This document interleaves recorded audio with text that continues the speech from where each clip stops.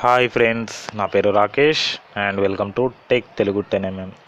Friends, today topic వచ్చేసి మన TF polio ద్వారా రెసిడెన్సీ సర్టిఫికెట్స్ అనేది ఎలా అప్లై చేసుకోవాలి ఏంటి అనేది టుడే నేర్చుకుందాం ఫ్రెండ్స్. ఈ టీఎఫ్ పోలియో ద్వారా చాలామంది చాలా క్వశ్చన్స్ అడుగుతున్నారు. దాని ద్వారా నేను ఒక లైవ్ అనేది కండక్ట్ చేయడం జరుగుతుంది. లైవ్ కండక్ట్ చేస్తా 1 or 2 డేస్లో, ఓకేనా. ఇప్పుడు మనం టీఎఫ్ పోలియోలో ఇక్కడ రెసిడెన్సీ అప్లై చేయాలంటే ముందు మీరు వాటికి సంబంధించిన కొన్ని అప్లికేషన్స్ అనేది రెడీ చేసేసుకోండి. కంపల్సరీ రెడీ చేసేసుకొని ఈ టీఎఫ్ పోలియో ద్వారా మీకు ఒక అప్లికేషన్ ఐడి అది మీరు నెట్ సెంటర్కి వెళ్ళి డౌన్లోడ్ చేసేసుకొని మీరు ఆఫ్లైన్లో కూడా వీటిని సబ్మిట్ చేయాల్సి ఉంటుంది. ఎవరికంటే మీ యొక్క దగ్గరలోని విఆర్ఓ ఉంటారు కదా, విఆర్ఓ అని అలాగే ఆర్ఐ కానీ అలాంటి వాళ్ళకి సబ్మిట్ చేయాల్సి ఉంటుంది. లేదా మీరు నార్మల్ ప్రాసెస్ అంటే మీషోలో ఇచ్చేసినట్లయితే మీషో ద్వారా కూడా ఆటోమేటిక్గా వెళ్ళిపోవడం అనేది జరుగుతుంది. ఇంకో ఏంటంటే ఇక్కడ టీఎఫ్ పోలియో అనేది ఇంకా అప్డేట్లోనే ఉంది ఫ్రెండ్స్, ఇంకా అప్డేట్ అవుతూనే ఉంది. ఏంటంటే దానిలో చిన్న చిన్న కరెక్షన్స్ అనేవి రావడం జరుగుతుంది. ఏంటంటే మనకు ఎంఆర్ఓ సైన్ రాకపోవడం, అలాంటి చిన్న చిన్న మిస్టేక్స్ అనేది రావడం జరుగుతుంది. ఆ చిన్న చిన్న మిస్టేక్స్ అనేది వాళ్ళు ఇంకా రెక్టిఫై చేస్తారనుకుంటా.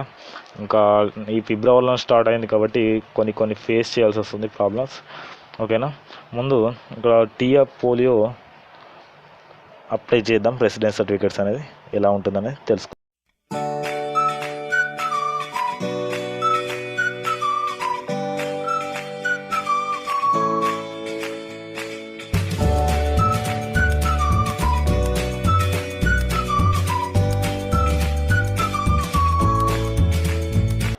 సో ఫ్రెండ్స్, ఇక్కడ టీఎఫ్ పోలియో అనేది ఓపెన్ చేయండి, ఓకేనా. టీఎఫ్ పోలియో మీద క్లిక్ చేయండి. ఇక్కడ కింద డిస్క్రిప్షన్లో లింక్ కూడా ప్రొవైడ్ చేయడం జరుగుతుంది. లేదా మీరు గూగుల్ ప్లే స్టోర్లోకి వెళ్ళి ఈ యాప్ అనేది ఇన్స్టాల్ చేసేసుకోండి. ఇక్కడ మనకు అప్లికేషన్స్ అండ్ సర్టిఫికెట్స్ అని కనబడుతుందిగా, దీని మీద క్లిక్ చేయండి. క్లిక్ చేసినట్లయితే మనకు certificates and lands other services అని ఇక్కడ మీకు కనబడుతుంది కదా, ఓకేనా. ఇక్కడ సర్టిఫికెట్స్ అని ఉంది కదా, సర్టిఫికెట్స్ మీద క్లిక్ చేయండి. క్లిక్ చేసినట్లయితే మనం ఇక్కడ కిందకి స్క్రోల్ డౌన్ చేసుకున్నట్లయితే వివిధ సర్టిఫికెట్స్ అనేది మనకు కనబడడం జరుగుతుంది. అలాగే ఇక్కడ రెసిడెన్సీ సర్టిఫికెట్స్ అని ఉంది కదా, నివాసం, దీని మీద క్లిక్ చేయండి, ఓకేనా. క్లిక్ చేయగానే మనకు నెక్స్ట్ సెషన్ అనేది వెళ్ళడం జరుగుతుంది. ఇక్కడ మనకు రెసిడెన్సీ ఎవరైతే అప్లై చేస్తున్నారో వాళ్ళ యొక్క డీటెయిల్స్ అనేది ఇక్కడ ఫిలప్ చేయాల్సి ఉంటుంది. సో మీరు ఇక్కడ వాళ్ళ యొక్క ఆధార్ నెంబర్, అలాగే వాళ్ళ యొక్క నేమ్, ఫాదర్ నేమ్, అలాగే mobile number, email ID, address, అలాగే మీరు మేలా ఆర్ ఫీమేల్ అనేది ఇచ్చేసి ఇక్కడ మీరు ఇచ్చేసేయండి. ఇక్కడ నేను డాటా అనేది ఫిలప్ చేస్తున్నా. సో ఫ్రెండ్స్, ఇక్కడ నేను డాటా అనేది ఫిలప్ చేయడం అనేది జరిగింది. ఫిలప్ చేసిన తర్వాత కింద కంటిన్యూ అని ఉంది కదా, ఈ కంటిన్యూ మీద క్లిక్ చేయండి. క్లిక్ చేసినట్లయితే ఇక్కడ పర్మనెంట్ అడ్రస్ అనేది కనబడడం జరుగుతుంది. ఇక్కడ ఇవన్నీ ఫిలప్ చేయండి. డిస్టిక్ అని అడుగుతుంది, డిస్టిక్ ఏదో ఒకటి ఇచ్చేసేయండి ఫ్రెండ్స్. ఇక్కడ హైదరాబాద్, అలాగే మండల అడుగుతుంది. తర్వాత village, door number, locality, landmark అని ఇచ్చేసేయండి. ఇక్కడ అమీర్పేట్ ఇచ్చేద్దాం. అమీర్పేట్ ఇచ్చేసి ఇక్కడ నెక్స్ట్ వచ్చేసి విలేజ్ వచ్చేసి అమీర్పేట్, అలాగే డోర్ నెంబర్ ఏదో ఒకటి ఇచ్చేసేయండి ఫ్రెండ్స్. ఇచ్చేసి నెక్స్ట్ ల్యాండ్మార్క్ అనేది స్కూల్ అని ఇచ్చేసేయండి, SPHOOL స్కూల్ ఇచ్చేసి పిన్ కోడ్ 50522 ఇచ్చేసి కంటిన్యూ అనండి. ఓకే, కంటిన్యూ అన్న తర్వాత మనకు రెసిడెన్స్ సర్టిఫికేట్ సంబంధించిన సిన్స్ ఎన్ని ఇయర్స్ నుంచి ఇక్కడ ఉండడం జరుగుతుందని అడగడం జరుగుతుంది. ఇక్కడ మ్యాక్సిమం వచ్చేసి 30, 40, 99 ఇయర్స్ వరకు ఉంది. మనకు అంతగానం అవసరం లేదు. మినిమం మనకు 10 ఇయర్స్ బిలో వరకే అడగడం జరుగుతుంది. సో ఒక 15 or 20 ఇయర్స్ వరకు సెలెక్ట్ చేసేసుకోండి. సెలెక్ట్ చేసేసుకొని మనం సెలెక్ట్ పర్పస్ అని అడుగుతుంది. జనరల్ పర్పస్ ఆర్ పాస్పోర్ట్ అని అడుగుతుంది. ఇక్కడ జనరల్ పర్పస్ అని తీసేసుకోండి. పాస్పోర్ట్ అని తీసేసుకోండి. తర్వాత కంటిన్యూ అనండి.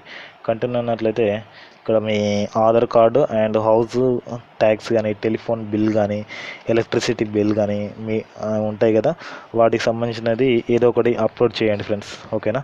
నేను అప్లోడ్ చేస్తున్నా. ఇక్కడ 2 కూడా అప్లోడ్ చేయడం అనేది జరిగింది. Aadhaar card and house tax సంబంధించింది. ఇక్కడ అప్లోడ్ చేసిన తర్వాత కంటిన్యూ అని ఉంది కదా, కంటిన్యూ మీద క్లిక్ చేయండి. కంటిన్యూ మీద క్లిక్ చేయగానే ఇక్కడ 45 రూపీస్ అనేది పేమెంట్ చేయమంటే అడగడం జరుగుతుంది.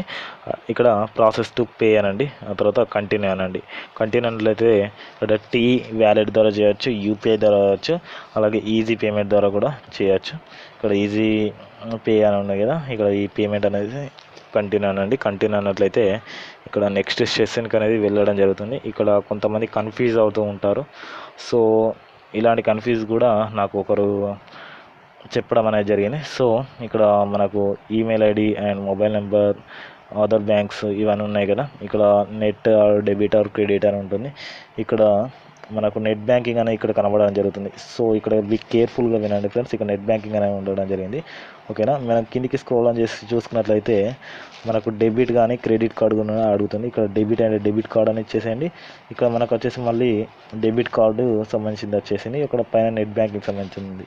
ఇక్కడ డెబిట్ కార్డ్ అయింది అంటే ఇక్కడ మీకు సంబంధించిన ట్రాన్సాక్షన్ ఇది, మర్చెంట్ నేమ్, అమౌంట్, ఇవన్నీ మనకు జిఎస్టీ అని ఇవన్నీ చూపించడం జరుగుతుంది. అలాగే ఇక్కడ మీ యొక్క మొబైల్ నెంబర్, మెయిల్ ఐడి ఇచ్చేసేయండి.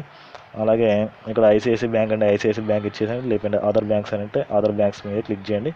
క్లిక్ చేసినట్లయితే ప్రాసెస్ అవ్వాలండి. ప్రాసెస్ అవ్వనట్లయితే అదర్ బ్యాంక్స్ ఉంటాయి కదా, ఆంధ్ర బ్యాంక్ కానీ, మన ఎస్బీఐ బ్యాంక్ కానీ, ఇంకా వేరే విధమైన బ్యాంక్స్ ఉంటాయి కదా, యాక్సిస్ బ్యాంక్ కానీ, ఇలాంటి మాస్టర్ కార్డ్ అనేది సెలెక్ట్ చేసేసుకోండి. ఇక్కడ ప్రజెంట్ వచ్చేసి ఇక్కడ నాకు ఐసిఐసి బ్యాంక్ అనేది రావడం జరిగింది.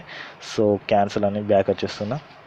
మీరు ఏ బ్యాంక్ అంటే ఆ బ్యాంక్ అనేది సెలెక్ట్ చేసేసుకోండి ఫ్రెండ్స్. ఓకేనా, ట్రాన్సాక్షన్ క్లియర్ అని వచ్చేసింది. సో ఇది టోటల్ ప్రాసెస్. ఓకేనా ఫ్రెండ్స్, ఈ వీడియో నచ్చితే లైక్ చేయండి, అలాగే షేర్ చేయండి, సబ్స్క్రైబ్ చేయడం మాత్రం మర్చిపోకండి. And see you, bye bye.